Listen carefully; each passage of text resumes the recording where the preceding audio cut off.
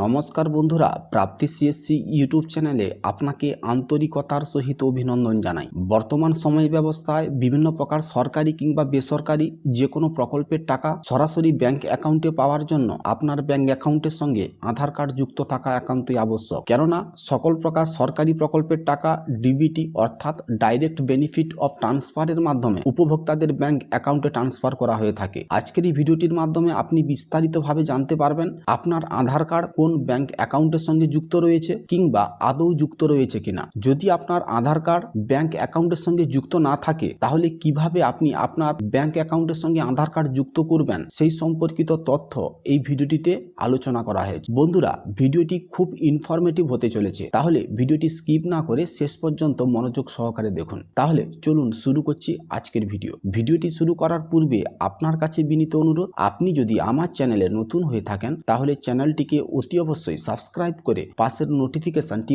All করে রাখবেন। ভিডিওটি যদি আপনার কাছে ইনফরমেটিভ মনে হয় তাহলে অতি অবশ্যই ভিডিওটিকে লাইক করে অপরের সুবিধার্থে ভিডিওটিকে শেয়ার করবেন। এই প্রত্যাশা রেখে চলুন শুরু করছি আজকের ভিডিও।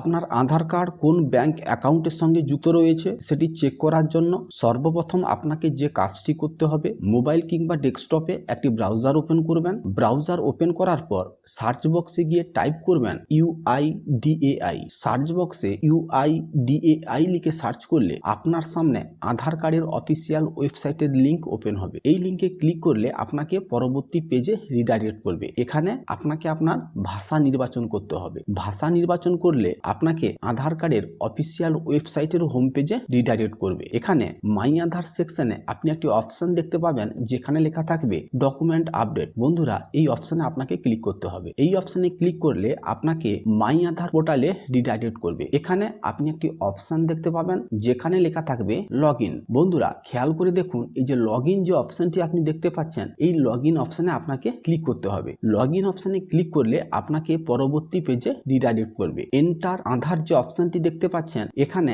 আপনাকে আপনার 12 সংখ্যার আধার নম্বরটি ইনপুট করতে হবে। 12 সংখ্যার আধার নম্বর ইনপুট করার পর ক্যাপচা ভেরিফিকেশনের জন্য আপনাকে আপনার অন স্ক্রিনে দেওয়া ক্যাপচাটি নির্ভুলভাবে ফিল আপ করতে হবে। ক্যাপচাটি ফিল আপের পর সেন্ড ওটিপি যে অপশনটি আপনি দেখতে পাচ্ছেন, এই সেন্ড ওটিপি অপশনে ক্লিক করবেন। সেন্ড ওটিপি অপশনে ক্লিক করলে আপনি দেখতে পাবেন যে আপনার আধার রেজিস্টার মোবাইল নম্বরে ইতিমধ্যে 6 সংখ্যার ওটিপি পাঠানো হয়েছে। সেই 6 সংখ্যার ওটিপি আপনাকে এখানে ইনপুট করতে হবে। ওটিপি ইনপুট করার পর লগ ইন যে অপশনটি আপনি দেখতে পাচ্ছেন, এই লগ ইন অপশনে ক্লিক করবেন।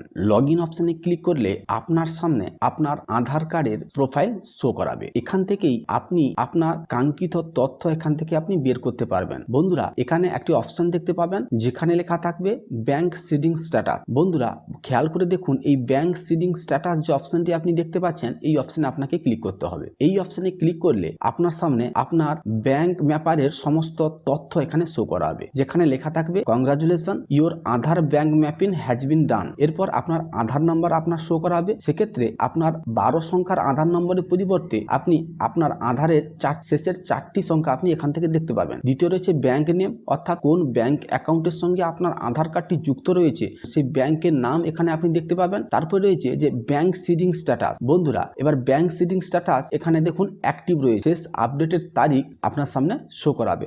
বন্ধুরা, এইভাবে অতি সহজে আপনি জেনে নিতে পারবেন যে আপনার আধার কার্ডটি আপনার কোন ব্যাংক অ্যাকাউন্টের সঙ্গে যুক্ত রয়েছে। আর যদি আপনার ব্যাংক অ্যাকাউন্টের সঙ্গে যদি আধার কার্ড যুক্ত না থাকে, এখানে যদি ব্যাংক সেভিং স্ট্যাটাসের জায়গায় ইনঅ্যাক্টিভ শো করায়, তাহলে আপনাকে আপনার নিকটস্থ ব্রাঞ্চে গিয়ে আপনার ব্যাংকের ব্রাঞ্চে গিয়ে যোগাযোগ করতে হবে। সেখানে গিয়ে আপনার ব্যাংক অ্যাকাউন্টের সঙ্গে আধার কার্ড যুক্ত করতে হবে। আপনার ব্যাংক অ্যাকাউন্টের সঙ্গে যদি আধার কার্ড যুক্ত না থাকে তাহলে আপনি কিন্তু বিভিন্ন প্রকার সরকারি প্রকল্পের টাকা পাওয়ার ক্ষেত্রে কিন্তু আপনি অনেকাংশেই অসুবিধায় পড়বেন। তাহলে বন্ধুরা, যদি আপনার ব্যাংক অ্যাকাউন্টের সঙ্গে আধার কার্ড যুক্ত না থাকে তাহলে আপনাকে আপনার নিকটস্থ ব্রাঞ্চে গিয়ে আপনার ব্যাংক অ্যাকাউন্টের সঙ্গে আধার কার্ড যুক্ত করতে হবে। বন্ধুরা, এই ছিল আজকের ভিডিও। দেখা হচ্ছে তাহলে পরের ভিডিওতে। ভালো থাকবেন।